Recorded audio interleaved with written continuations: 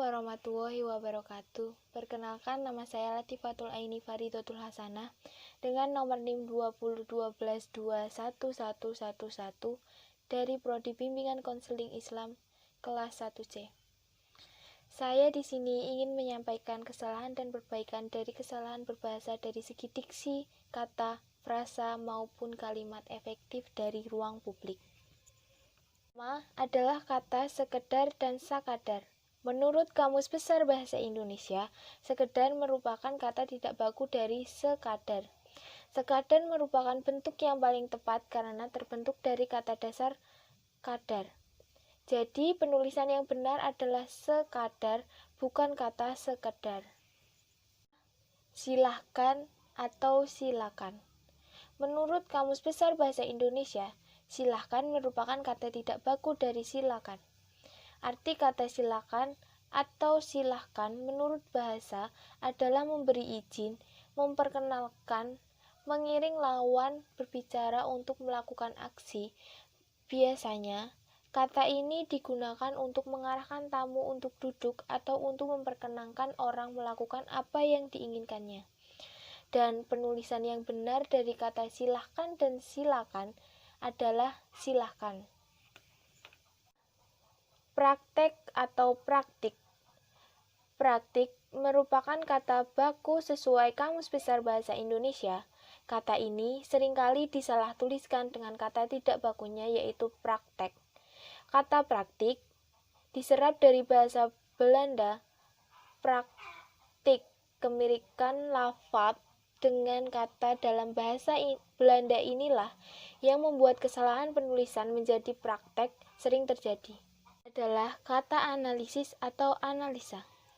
Analisis adalah istilah yang tepat untuk menyerapan kata analisis.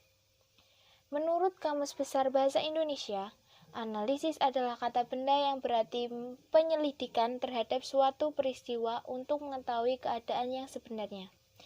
Nosi lain untuk kata analisis adalah penjabaran sesuai kaji sebaik-baiknya dan pemecahan persoalan yang dimulai dengan dugaan atau kebenaran. Adalah merubah atau mengubah. Dalam Kamus Besar Bahasa Indonesia, kata mengubah berasal dari kata dasar ubah atau proses pembentukan kata mengubah dari kata ubah dalam afiks atau imbuhan meng plus ubah. Meskipun kata merubah tidak terdapat dalam Kamus Besar Bahasa Indonesia, apabila mau memaksakan pun bisa saja kita merubah dibuat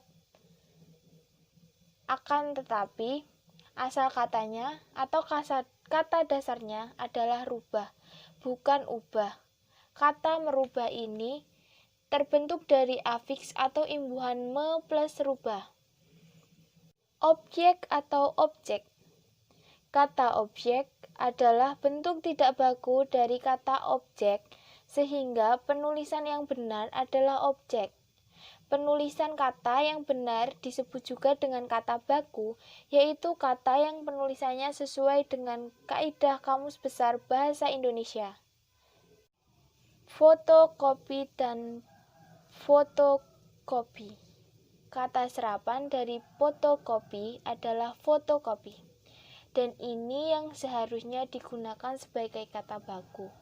Dalam Kamus Besar Bahasa Indonesia, penulisan yang benar adalah fotokopi. Kata apapun dan apapun. Penulisan kata pun tergantung pada ada atau tidaknya makna dari kata tersebut. Kata pun ditulis terpisah apabila memiliki makna tersendiri yang terpisah juga dari kata yang mendahulunya. Dalam Kamus Besar Bahasa Indonesia, kata pun terdapat 5 makna lainnya atau ijazah. Jadi kata yang benar menurut aturan buku EYD dan Kamus Besar Bahasa Indonesia adalah kata ijazah.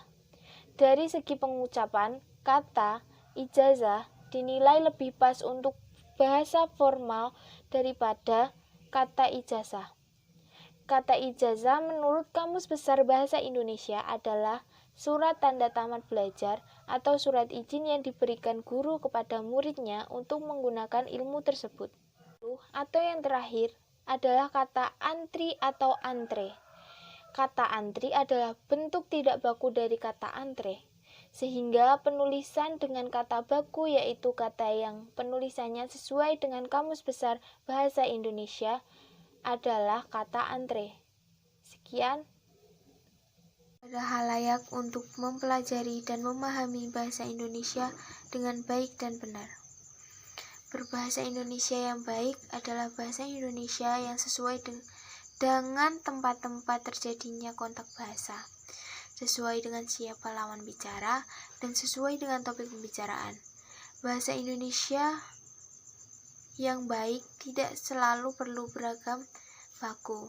Yang perlu diperhatikan dalam bahasa Indonesia yang baik adalah pemanfaatan ragam yang tepat dan serasi menurut golongan, penuturan, dan jenis pemakaian bahasa. Adapun bahasa Indonesia yang benar adalah bahasa Indonesia yang sesuai dengan kaidah yang berlaku dalam bahasa Indonesia. Dengan kata lain, pemakaian bahasa Indonesia yang mengikuti kaidah yang diberlakukan atau yang dianggap baku, itulah yang merupakan bahasa Indonesia yang baik dan benar. Jadi, kadang kita menggunakan bahasa Indonesia yang baik, artinya tepat, tetapi tidak termasuk bahasa yang benar. Sebaliknya, terkadang pula mungkin kita menggunakan bahasa Indonesia yang benar, penerapannya tidak baik karena situasi mensyaratkan ragam bahasa yang baku. Maka, anjuran agar kita berbahasa Indonesia dengan baik dan benar dapat diartikan pemakaian ragam bahasa yang serasi dengan sasarannya, dan di samping itu mungkin kaidah bahasa yang baik. Sekian, wassalamualaikum warahmatullahi wabarakatuh.